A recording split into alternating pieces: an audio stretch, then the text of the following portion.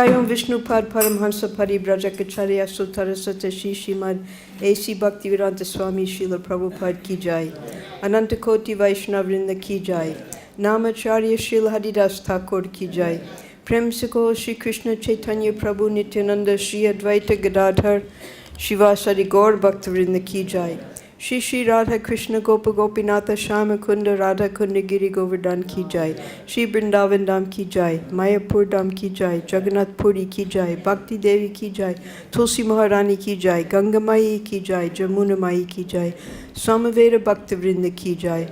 All glories to the assembled devotees. All glories to the assembled devotees. All glories to the assembled devotees. All glories to Shri Shri Guru and Gauranga. All glories to Srila Prabhupada.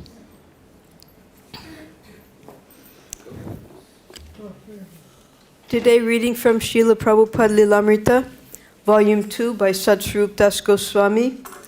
We're beginning a new chapter today. The previous chapter was entitled, It Will Not Be Possible to Assist You. It was a rather depressing time, a very difficult time in Prabhupada's struggle to establish Krishna consciousness in the Western country, because he was not getting any assistance from India. And the people in America, they were only coming sporadically. He had no serious students, and he was under the auspices of Dr. Mishra, who was financially supporting him while Prabhupada was staying in room 503 in his yoga studio. But Prabhupada knew that in those circumstances he was not going to be able to establish an international society. He needed the freedom to preach Krishna consciousness in his own place. And now, finally, last month of February, Prabhupada got his own little office, 301, and he was now, chapter 5, entitled, Free to Preach. So Satsvarup Maharaj, previously, he was going through chronologically what was happening in Prabhupada's progress. And we were up to, his last entry was April 2nd, when Mr. Singhania had his personal secretary, Mr. Iyer, write that Mr. Singhania was no longer interested in establishing a temple in New York, and he did receive the Srimad Bhagavatams, which was, in other words, a flat, no, I will not assist you. So now, in chapter 5, Satsvarup Maharaj does not go chronologically. He goes according to the progress that Prabhupada is making with his students and his regular classes. So he starts with a very poignant part of Prabhupada's lecture that he gave on March 4th of 1966. Now, when Prabhupada first moved into his office in February, he only, but with his tape recorder that he had purchased, he only recorded the introduction to the Srimad Bhagavatam, which was about 2 or 3 hours long. Now, beginning in March, from March 2nd onwards, he's giving regularly 3 classes a week. And he has up to 7, 8, sometimes 12 people coming to his classes. But Satsvarup Maharaj has chosen this particular part of Prabhupada's lecture. Prabhupada was lecturing on, he started from chapter 2. He did not start from chapter 1. And it was the second day that he was giving his lectures. On the first day, he gave from verse 7 to 10. And then on the second day, he gave verse 11. And Prabhupada says here, Here I am now sitting in New York, the world's greatest city, such a magnificent city. But my heart is always hankering after that Vrindavan. I shall be very happy to return to my Vrindavan, that sacred place. But then, Why are you here? A rhetorical question. He's asking himself, why am I here then if I want to be in Vrindavan? Now, because it is my duty, I have brought some message for you people. Because I have been ordered by my superior, my spiritual master. This is what Srila Bhaktisiddhanta Saraswati ordered Prabhupada. Whatever you have learned, you should go to the Western countries, and you must distribute this knowledge, unquote. So in spite of all my difficulties, all my inconveniences, I am here because I am obligated by duty. So this was March 4th when Prabhupada said this, and here, this is the part of the lecture that led up to where Prabhupada began speaking like this.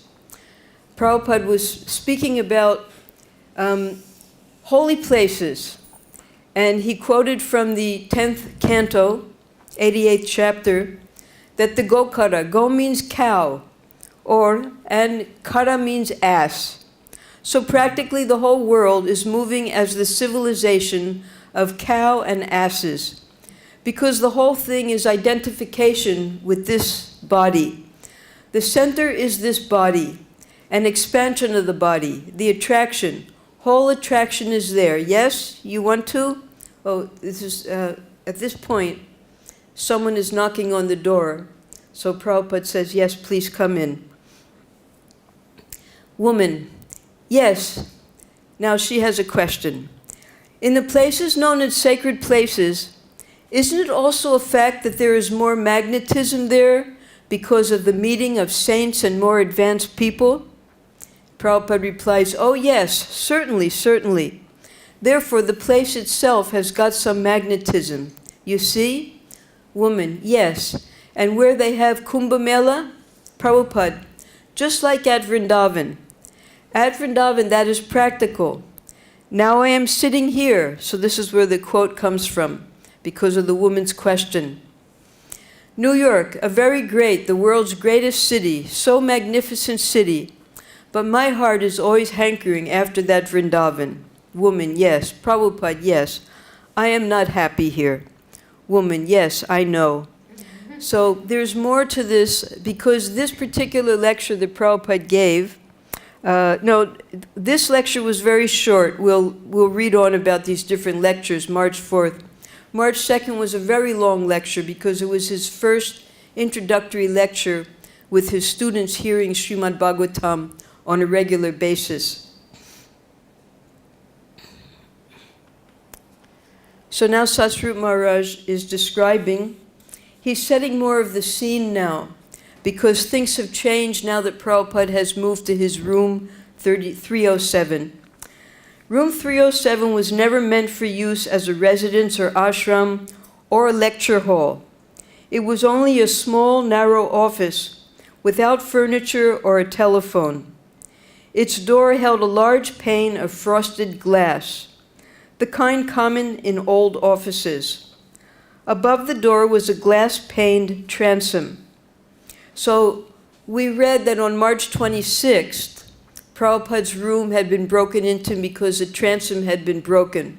So Satsrup Maharaj, although he has brought us up to April chronologically, he's now setting the scene for where Prabhupada is having his first regular classes and his first independent place. Prabhupada placed his blankets on the floor before his metal footlocker, which now became a makeshift desk where he wrote. He slept on the floor. There were no facilities here for cooking or even for bathing. Now you remember also in March, the beginning of March, as soon as Prabhupada moved in there, the drain blocked up and all the dirty water came and got all of the blankets on the floor wet. And this is the only water access that Prabhupada had, that one dirty sink. So he was really in difficulty, but there was a purpose for it. So daily he had to walk to Dr. Mishra's apartment for cooking and bathing. When he had lived in room 501 at Dr. Mishra's yoga ashram, Dr. Mishra had financed his needs, but now Prabhupada was on his own, and whatever he could raise by selling his books, he would have to use for his daily maintenance and for the monthly rent of $72.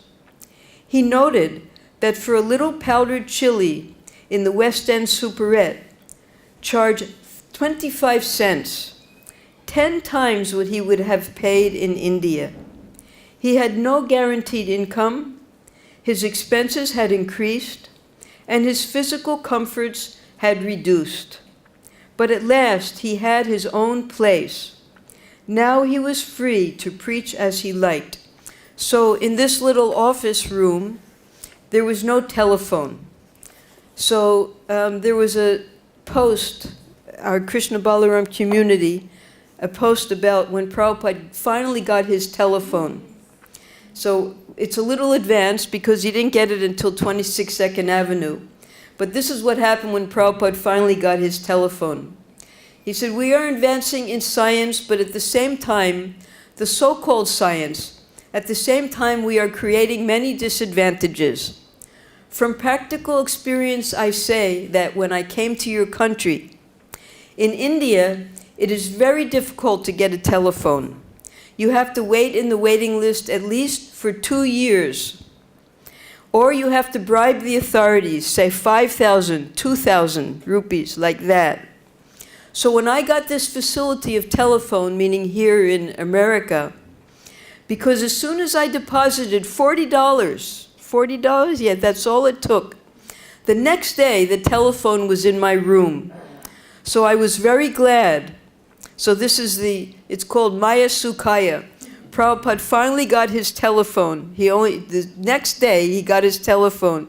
But after getting my telephone, I was disturbed always. Some of my students phoning me, and he imitated the sound of the phone, cling, cling. And, Swamiji, how are you feeling? At 12 o'clock at night. Yes, so I asked him, is it the time to inquire? I'm very sorry. Not only one, I became so much disturbed, then I asked them, get out this telephone.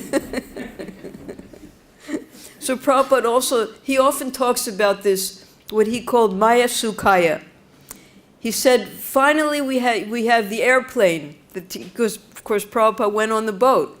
So you have the airplane, but to get to the airport, you have to travel 4 hours, then you have to wait 3 hours at the airport, and then so much, you're thinking that it's a great convenience, but so much inconvenience just to get that convenience. And that's what he called Maya Sukhaya. So, this is the beginning of Prabhupada's lectures on March 2nd. Here's what Satsvarup Maharaj says. He had come to America to speak about Krishna, and even from the beginning he had found the opportunity to do so, whether at an informal get-together in the Agarwal's living room, or before a formal gathering at the Butler Lions Club, Dr. Norman Brown's Sanskrit class at the University of Pennsylvania, Dr. Mishra's Yoga Society, or the Tagore Society. But he did not attach much importance to lecturing, where the people who gathered would hear him only once. This was the main reason he wanted his own building in New York, so that people could come regularly, chant Hare Krishna, take prasadam in his company, and hear him speak from Bhagavad-Gita and Srimad Bhagavatam. So just see, Srila Prabhupada in a tiny little room on the 3rd floor of an office building. For him, that was freedom, because now he could finally have his own classes starting this month of March, and he could have regular students to come and hear him. Moving out of the yoga studio into the small office downstairs gave Prabhupada what he was looking for, his own place. But not even euphemistically could that place be called a temple. So for those of you who don't know what the word euphemistically means, sometimes in English, also in Hindi, like if someone has died, we don't just say, mar gaya. We say, prapt ho gaya, right? So that's a euphemism. We don't want to say something that will make the heart feel bad, so we say something nicer, but everyone knows what it means. One time, the director of our hospice was giving a Srimad Bhagavatam class, and he said amongst the doctors, when they diagnose a person with terminal cancer, they say they should get a small tube of toothpaste. Small tube of toothpaste means the person won't be living for long, right? So that's a euphemism. So Srila Prabhupada, in this tiny little room that was narrow like a railroad car, with the dirty water and only some blankets on the floor, even euphemistically, it couldn't be called a temple. But for Prabhupada, it was freedom. It was just the best thing that could have happened so far, because he was out of the clutches of a impersonalist yogi, and he could preach as he knew he had to preach. His name was on the door, because on these frosted glass doors, they write the name of the office, so they put Prabhupada's name there. Anyone seeking him there could find him. But who would come there? By its opulence and beauty, a temple was supposed to attract people to Krishna. But room 307 was just the opposite. It was bare poverty. Even a person interested in spiritual topics would find it uncomfortable to sit on the rugless floor of a room shaped like a narrow railroad car. And even then, people were still coming to hear Prabhupada because they were attracted to his message. They had never heard about bhakti before. One of Dr. Mishra's students had donated a reel-to-reel tape recorder, and Prabhupada recorded some of his solitary bhajans. So Satsrup Maharaj is giving like a recap, not chronologically, but just so that we can understand all the progress Prabhupada had made up to this point, which he sang to his own accompaniment of hand cymbals, kartals. He also recorded a long philosophical essay, Introduction to Gita Upanishad, that was in February. Even if no one attends, Srila Bhaktisiddhanta Saraswati had told him, you can go on chanting to the four walls. So once in England, the devotees had made a program for Prabhupada at a big hall, and very few people attended. But Srila Prabhupada, he saw that, didn't you see Narada Muni had come, Lord Brahma had come, and then in the temple, Prabhupada had them make asans, one asan for Narada Muni, one asan for Lord Brahma, so when they came to hear the kirtans, they would have a place to sit. So with our vision, it might appear that only the four walls are there, but once one is having kirtan, we don't know who's actually coming to hear. And that's what Srila Bhaktisiddhanta Saraswati encouraged him in his preaching in that way. But since he was now free to speak his message in the new situation God had provided, he decided to lecture 3 evenings a week, Monday, Wednesday, and Friday, to whoever would come. His first audiences consisted mainly of people who had heard about him or met him at Dr. Mishra's yoga studio. And despite the poverty of his room, the meetings became a source of new life for him. And not only a source of new life for Prabhupada, but these people, they were going out of their way to hear the teachings of Bhagavad-Gita. The people in America, they were hungry for spiritual life. They were looking for something higher because materially they had everything. There was no want in America. The only want was transcendental knowledge. So despite the discomfort, despite the poverty, they would still come because Prabhupada was teaching Bhagavad-Gita purely. So I have here, this is the beginning of the lectures, the famous verse, because Prabhupada was trying to impress upon his students who had started to come regularly that they required a teacher, a spiritual master, a guru. So he started with this. When Arjun was confused about his duty, and Arjun was giving so many objections why he should not fight. And of course, as we learned in the earlier classes of Prabhupada Lilamrita, this was a very turbulent time in America where there were huge anti-war rallies going on, hundreds of thousands of people going against the government because of their participation in Vietnam.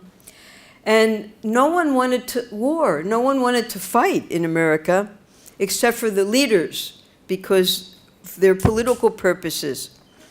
So the big question was, Arjuna, who appeared to be a very peaceful gentleman, very educated, very all good qualities, he didn't want to fight. And Krishna was encouraging him to fight. So the people who were attending his classes, this would be a bit of a puzzle. That why does Krishna want war?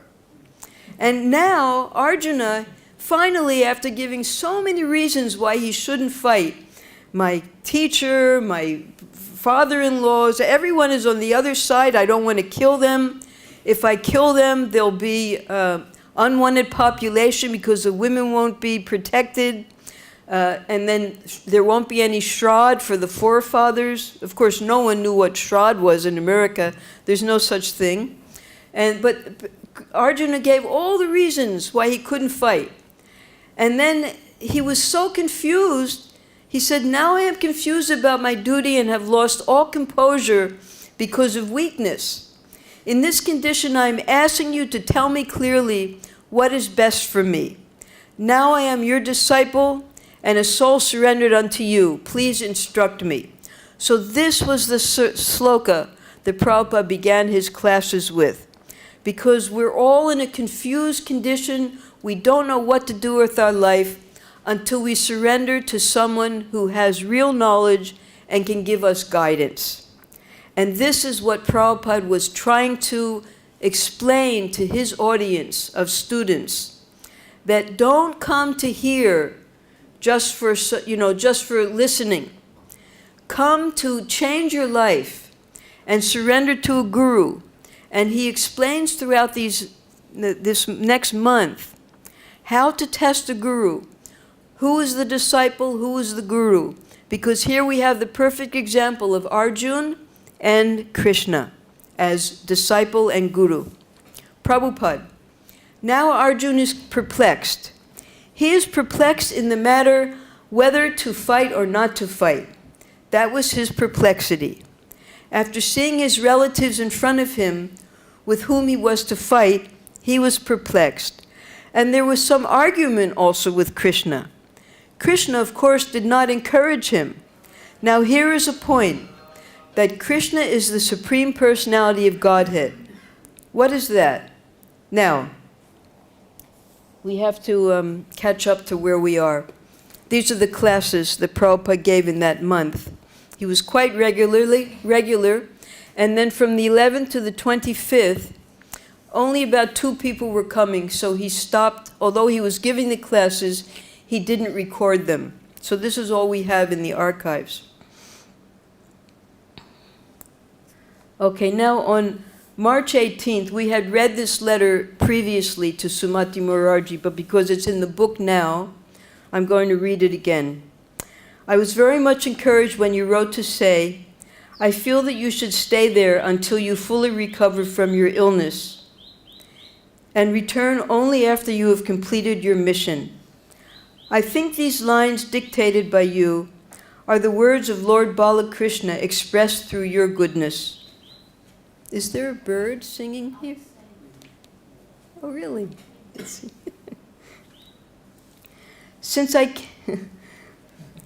You will be pleased to know that I have improved my health back to normal, and my missionary work is nicely progressing.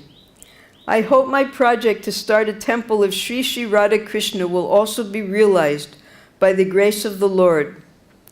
Since I came to New York from Butler, Pennsylvania, I have rented the above room at $70 per month, and am delivering lectures on the Bhagavad-Gita and Srimad Bhagavatam accompanied by Sankirtan, and the American ladies and gentlemen come to hear me. You will be surprised to know that they do not understand the language of Sankirtan, yet they hear with attention. The movement which I have started here is completely new to them, because the Americans are generally acquainted with the Indian yoga gymnastics as performed by some Indian yogis here. They have never heard of the bhakti cult of the science of Krishna before, and still they are hearing me. This is a great success for me.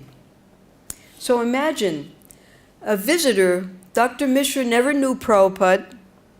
Prabhupada just showed up at his door. Dr. Mishra took him in, allowed him to only do kirtan, took him as a showpiece to his ashram, only to do kirtan, took him for cooking. But Prabhupada was able to take his students and have him sit in his classes, now in his new room. Outside the closed windows of room 307, the late winter night has fallen. Prabhupada's words are punctuated with the muted sounds of car horns and occasional sirens from the street. If anyone has ever lived in New York City, we had to do Sankirtan in New York City for 3 years. Never is there a quiet time. The middle of the night, all night, the police sirens are going. And that's because there's theft. Theft and all types of mugging and everything going on in the streets. So the police are always moving around in the streets. Nowadays in Vrindavan also, they have the sirens going all night. They're copying America. Who knows what's going on? It's just to keep them awake, probably. But this is what goes on in New York City all night long, the sirens in the streets.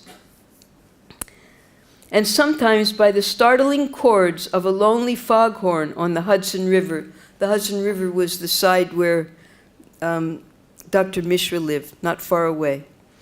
Although bare, the room is warm. Prabhupada is speaking on the 2nd chapter of Bhagavad-Gita.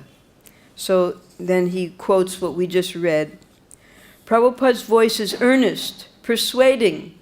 Sometimes his speech becomes high-pitched and breaks with urgency. His cultured British diction bears a heavy Bengali accent. Suddenly he pauses in his lecture. Now this first lecture that Prabhupada gave, I think I have the points here. Yes. Prabhupada gave so many points in this first lecture, you could become a pure devotee just by hearing this one lecture of 2.7. So now the first thing, just as Prabhupada begins to speak, what we had just read, suddenly he stops in the class and he says, "What is that?" And a man says, "What?" Prabhupada says, "What is this book?" The man, "Well, this is a translation of the Bhagavad-Gita." Prabhupada is obviously displeased that while he is speaking, someone is looking through a book. This is hardly like the respect offered to learned speakers described in the Srimad Bhagavatam. So Prabhupada also, when he was giving his lectures, he would be looking at the audience. Sometimes you'll hear Prabhupada he'll be giving a lecture or he'll be chanting the japa and he'll say, "Sit properly." So one of the devotees who Prabhupada said that to told me how they were sitting. They were sitting with their legs sideways, although they were sitting on the floor. So then he had to sit properly. And sometimes he would notice that the devotees were falling asleep, and he would make them stand up. So Prabhupada not only, he wanted full attention of the audience, but Prabhupada was also watching the audience while he was giving the classes. He is taking the role of a teacher, correcting his student. Of course, there is no compelling reason why any of his casual guests should feel obliged to obey him. They have no commitment to Prabhupada, they were just listening to a class. He simply begs for their attention, and yet demands it. Just hear me, as he attempts to convince them of Krishna consciousness. So now this is Prabhupada speaking. You have heard that one must accept the spiritual master after careful examination, just as one selects a bride or a bridegroom after careful examination. In India, they are very careful because the marriage of boys and girls takes place under the guidance of the parents, so the parents very carefully see to it. Similarly, one has to accept the spiritual master. It is necessary. According to Vedic injunctions, everyone should have a spiritual master. Perhaps you have seen a sacred thread. We have got sacred thread. Mr. Cohen, that was Harvey Cohen, who was his most regular student. You have seen sacred thread? Harvey had not seen. Prabhupada pauses. His audience has not noted the thin white cords, the threads, he wears beneath his shirt across the upper part of his body. For thousands of years, Brahmins in India have worn such threads, placed diagonally across the torso, looped over the left shoulder, and down to the right waist. A Brahmin holds his thread in his right hand while chanting the sacred Gayatri mantra 3 times a day. But this is all strange indeed to Americans. Americans knew nothing about the Indian culture, Brahminical culture. Of course, in America, where everyone is considered to be equal, there was great opposition to what was called the caste system of India, that why some people are considered better than other people. Because just as in education nowadays, most people, even when they go to colleges, they're being trained in Sudra work so that they can get a job, they can get some service. So education nowadays is mostly for training Sudras, IT, arts, all types of mechanical engineering, architecture. That's all Sudra work according to the Vedas. Even medical doctors, that's not considered Brahminical, although everything comes from the Vedas, but it's different classifications of education. So nowadays, modern education is training people to be Sudras, mostly. There's no Brahminical education outside of India. So, Prabhupada himself is exotic to them. His gray chadar wrapped around his shoulders, he sits cross-legged and erect on a thin pillow, and they sit facing him on the other side of his trunk, which now serves as a desk and lectern. They are close together in the narrowness of the room. He is frail and small and foreign to them, yet somehow he is completely assured in a way that has nothing to do with being a foreigner in New York. Visitors sense his strong presence. 2 white lines of clay run neatly vertical on his forehead.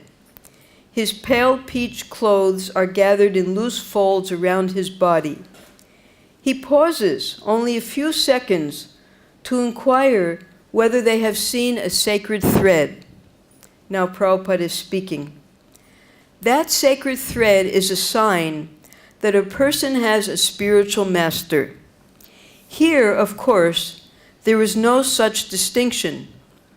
But according to the Hindu system, a married girl, now Prabhupada's speaking about social norm, because in Prabhupada's early lectures, and I remember this in New York, when I would hear Prabhupada's lectures, he would intersperse the philosophy with lessons on how we should live.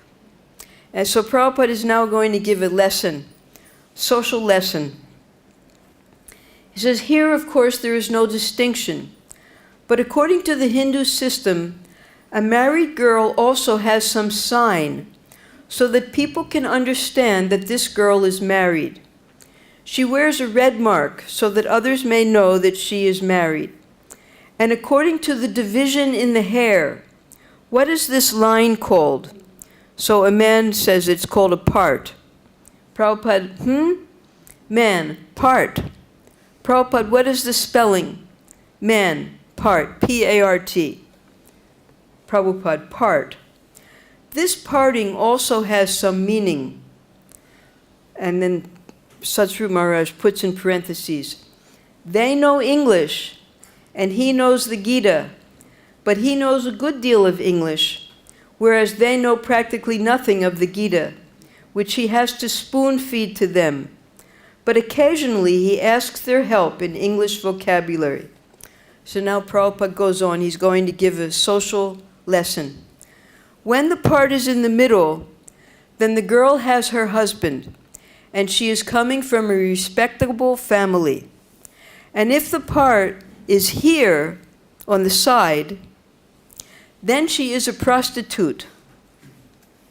With a slight gesture, he raises his hand toward, but never really reaching his head. Yet somehow the half gesture clearly indicates a part on the side of the head. Now, Prabhupada, Satsru Maharaj, because I went to the original dictation, and Prabhupada says that there was a king who made a law that prostitutes are not allowed to wear their hair parted in the middle. They must wear their hair on the side. And then in a later lecture that I was hearing in New York from Prabhupada, he explains that just by looking at a woman, you can tell exactly her social status by the part in her hair, whether she's wearing the red, what type of sari she's wearing. You never have to, the men would never have to speak to a woman because just by looking at her, you could understand her social status. So Prabhupada is explaining that here. And then again, when a girl is well dressed, it should be understood that she has her husband at home. And when she is not well dressed, it is to be understood that her husband is away from home. You see? And a widow's dress. Widows should dress very plainly. There are so many symptoms. So similarly, the sacred thread is a sign that a person has accepted a spiritual master, just as the red mark symbolizes that a girl has a husband. So when I was listening to Prabhupada's other lectures, he was giving it he intersperses so many different descriptions of how we should live. He was saying that be a yogi, don't eat at night. He said there are three types of people: the yogis, the bogies, and the rogis. He said a yogi, he only passes stool once a day because he only eats one big meal. A bogi, he will pass stool twice a day because he'll eat 2 big meals. And a rogi, he will pass stool many times because he's sick. So Prabhupada was so wonderful, well, just like a really spoon feeding, because we knew nothing of the culture. At the same time, we didn't know the philosophy. So as Prabhupada was giving us the philosophy, he would also teach us how to live. So these were these things. I wish that the women in our community would hear this, because they take it as a fashion to wear their hair on the side.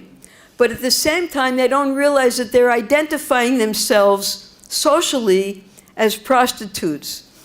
And maybe all of you ladies can tell your friends, don't wear your hair parted on the side, please. Although his audience may be momentarily enamored by what appears to be a description of Indian social customs, a careful listener can grasp the greater context of Prabhupada's speech. Everyone must accept a spiritual master. It's a heavy topic for a casual audience. What is the need of taking a spiritual master? Isn't this just for India? But he says, everyone should have a spiritual master. What is a spiritual master anyway? Maybe he means that accepting a spiritual master is just another cultural item from Hinduism, like the thread, or the part in a woman's hair, or the widow's dress. The audience can easily regard his discussion as a kind of cultural exposition, just as one comfortably watches a film about the living habits of people in a foreign land, although one has no intention of adopting these habits as one's own. The Swami is wearing one of those threads on his body, but that's for Hindus, and it doesn't mean that Americans should wear them, but these Hindu beliefs are interesting. So when Prabhupada did finally decide to award the sacred thread to his first disciples, it was in Boston, I believe, Boston or Montreal, we'll get there, he was going to only give to the men, naturally because only men wear the sacred threads. So Govinda Dasi, who was Prabhupada's secretary at the time, she became very unhappy. So she decided she wouldn't attend the ceremony because he wasn't giving to the women as well. So when Prabhupada saw that Govinda Dasi was not attending, he called for her, and he also gave, as Bhaktisiddhanta Saraswati did, he gave the Gayatri mantras. Of course, there are many, many Gayatri mantras, depending upon to whom you're offering your prayers, the Gayatri to.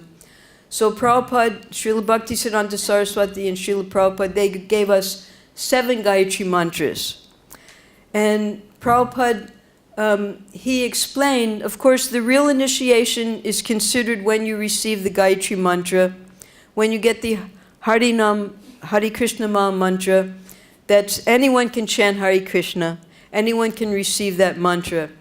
But the formal initiation, when you've formally accepted your guru and you become a disciple, is when you get the Gayatri mantra.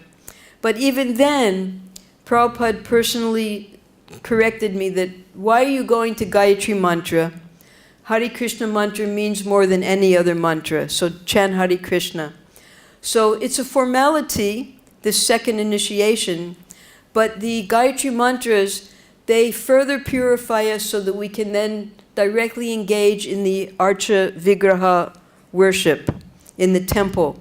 We can then enter onto the altar, and then we can also cook for the deities and do personal service for the deities.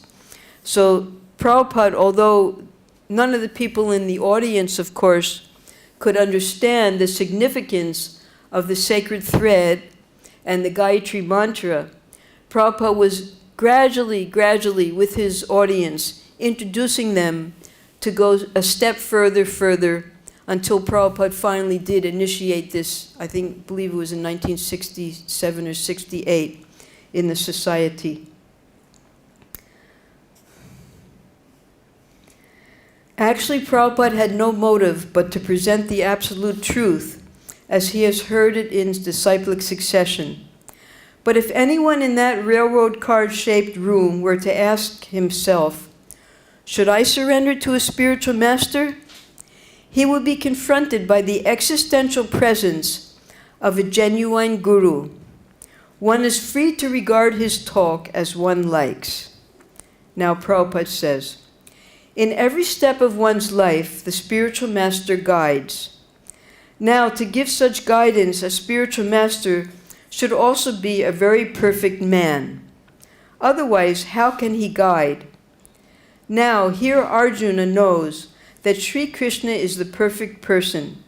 So therefore, he is accepting him. Shishyasteham sadimam tvam prapanam.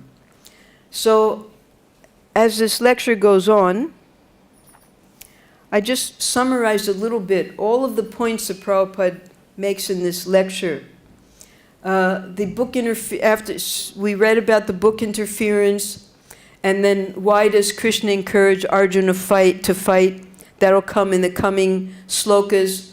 He describes what Shraddha is, how there are forefathers, and on a particular day you offer food to the forefathers. Then he describes what real Dharma is. Then Prabhupada goes on to describe the Varnashram Dharma. Now, this is just a 1 hour class. Prabhupada is giving all of these points to these new students on his first class. Then, now we're up to the point where the sacred thread, accepting a spiritual master, because Satsuru Maharaj didn't put the whole lecture into the book. So I just wanted you to know how much Prabhupada put into this one lecture for these students. Then the woman's part. Now a question comes up. We're up to this part now, and we'll read about this. Okay. Sanskrit. No one knows a word of it. But there is never any question for Srila Prabhupada. Even if they don't understand it, the transcendental sound of Shastra will purify them. It is his authority, and he cannot omit it.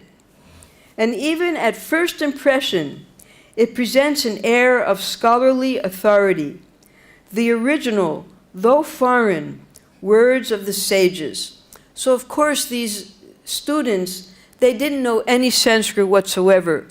But still, Srila Prabhupada was giving the Sanskrit because that was the authority from which Prabhupada was speaking. Now, Prabhupada is being quoted here. I am just surrendering unto you, and you accept me as your disciple, Arjuna says.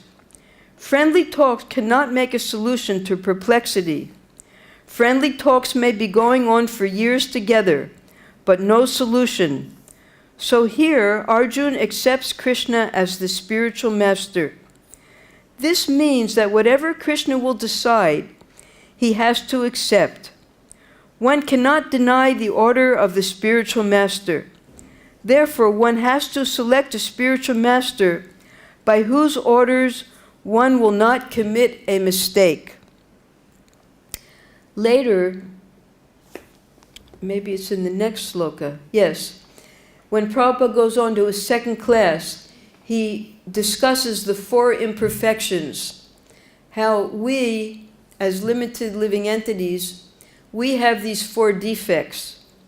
But anyone who does not commit mistakes, who is never illusioned, who never cheats others, and who has got perfect senses, he is God. So that disqualifies all of us. Suppose you accept the wrong person as a spiritual master and he guides you wrongly. Then your whole life is spoiled. So one has to accept a spiritual master whose guidance will make one's life perfect. That is the relationship between spiritual master and disciple. It is not a formality.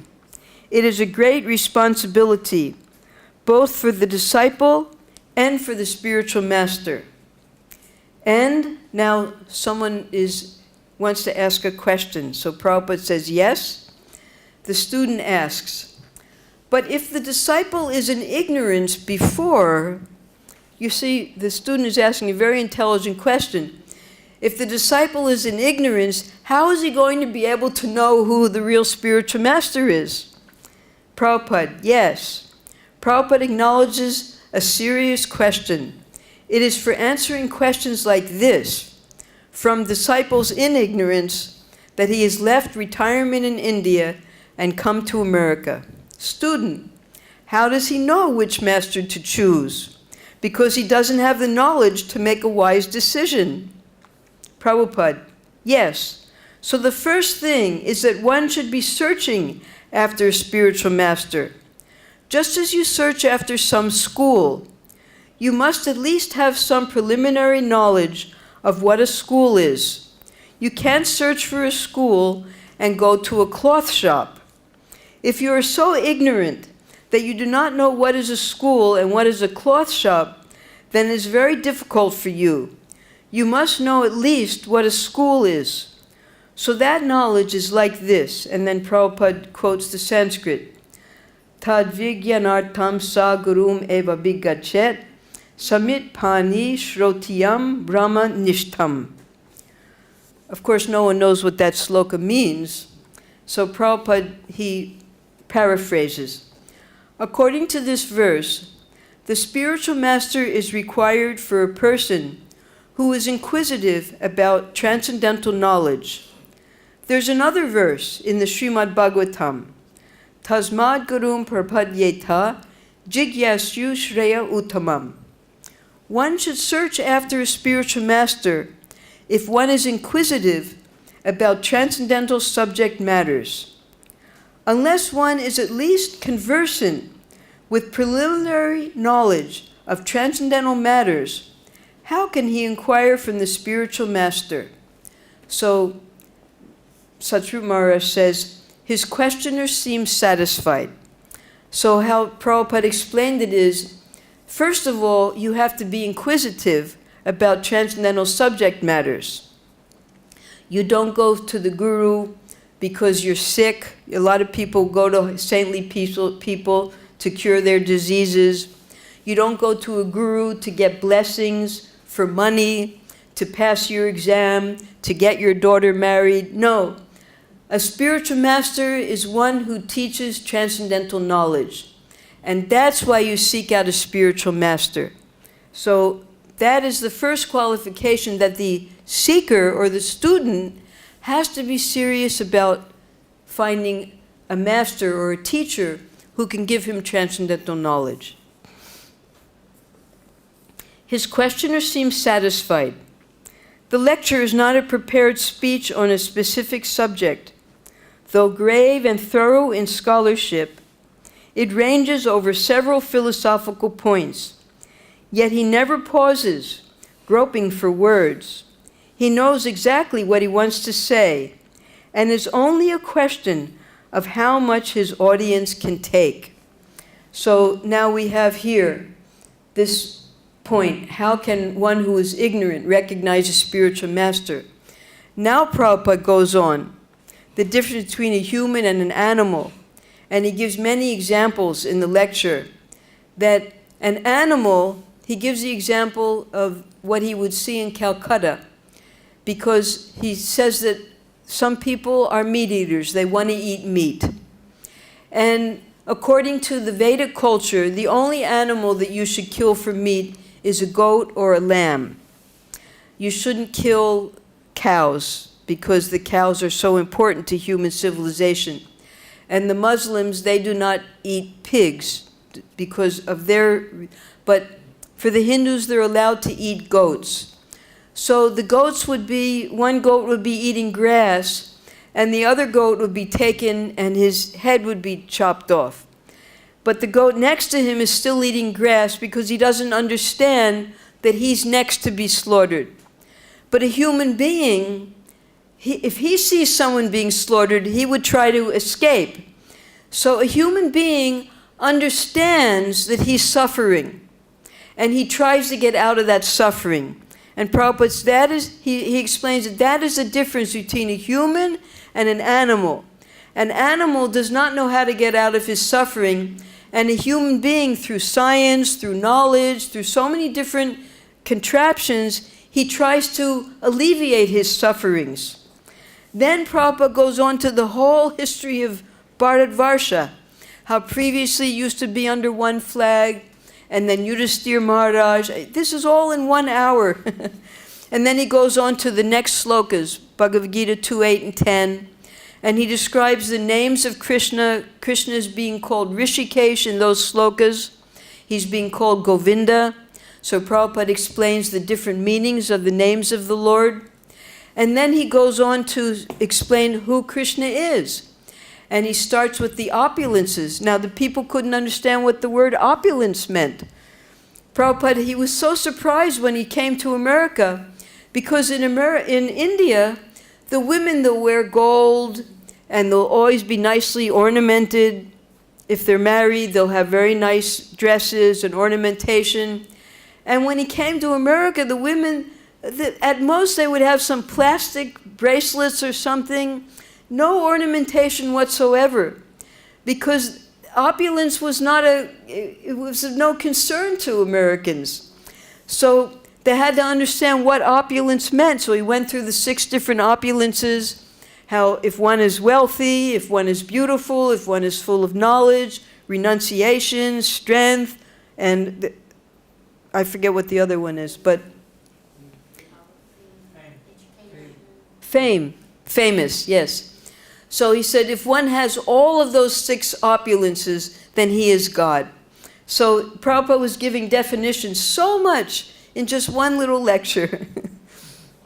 So now we go on. And we've gone through 5 pages now of this one lecture.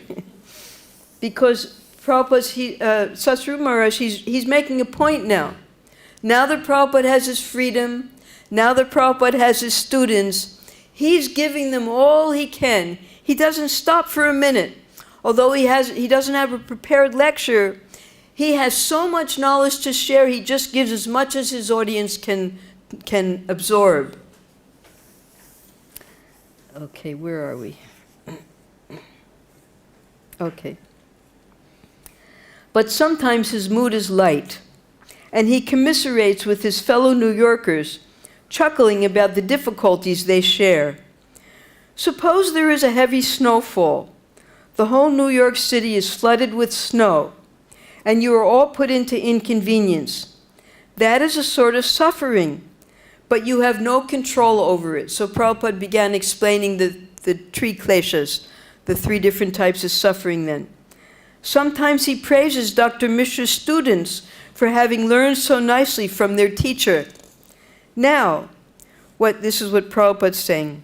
What Dr. Mishra is teaching is very nice. He's teaching that first of all, you must know, who am I? That is very good. But that who am I can be known from Bhagavad-Gita also. I am not this body. And sometimes a guest suddenly speaks out with an irrelevant question, and the Swami patiently tries to consider it. Yet behind his tolerance, Prabhupada's mood is always one of urgency. Sometimes he talks quickly, and one senses his desire to establish Krishna consciousness in the West as soon as possible. He has no followers, only a few books, no temples, and he openly states that he is racing against time. Quote, I am an old man, I could leave at any time. Unquote. So behind the formal delivery of Krishna conscious philosophy is an anxiety, an almost desperate desire to convince at least one soul to take up Krishna consciousness immediately. So we'll see what else we have here. This is Prabhupada in his next lecture, which was only half an hour. He gives the definition of Bhagavan again. He describes the difference between the gross and the subtle bodies.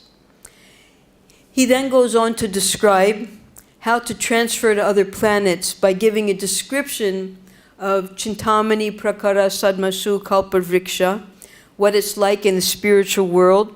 So this is the first time that Prabhupada is giving some opening to what can happen when one becomes Krishna consciousness. One could go to Krishna Loka, where Krishna lives. He then goes on to describe, according to Ayurveda, the 3 different elements of the body. Now, they couldn't understand that, kapha, pitta, vayu.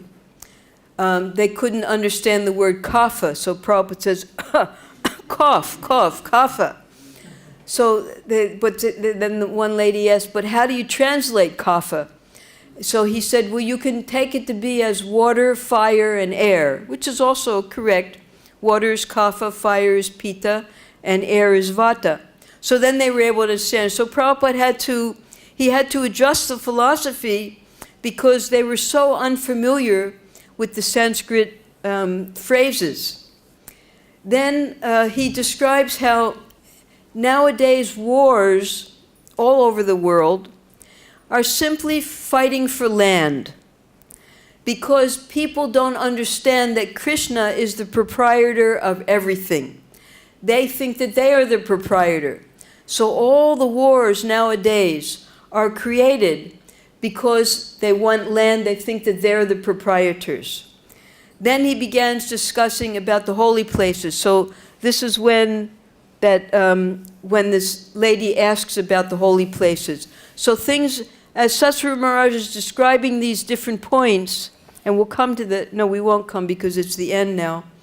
We'll start next week about Prabhupada describing the holy places and where this quote came from and how the holy places are very different because of what the lady calls magnetism And what Prabhupada defines as, because the saints and the sadhus are there, one can come to hear from them and get spiritual knowledge.